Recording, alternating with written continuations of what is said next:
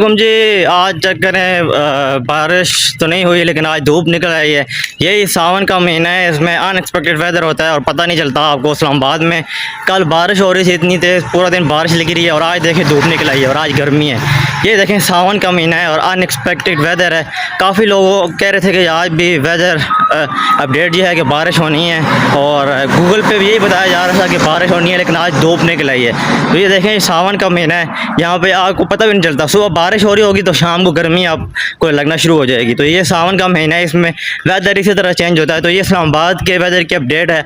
आज के दिन इस्लामाबाद में धूप निकली हुई है फुली और मौसम जो है थोड़ा बहुत गर्म है, क्योंकि सावन का महीना है। तो इसमें धूप अगर निकल आएगी एकदम से तो गर्मी भी है एकदम से आएगी और हब्स होना शुरू हो जाएगी। तो आप आपके इलाके में मौसम किस तरह का है? ये इस्लामाबाद का मौसम है। अलबत्ता हवा ज़रूर हल्की हल्की साथ चल रही है। अच्छा साइन है कि हवा बंद नहीं है। हवा बंद हो तो फिर ज़्यादा मुश्किलात होती हैं। तो मेरे ख्याल से अनएक्सपेक्टेड वेदर होता ही ऐसे सावन के महीने में।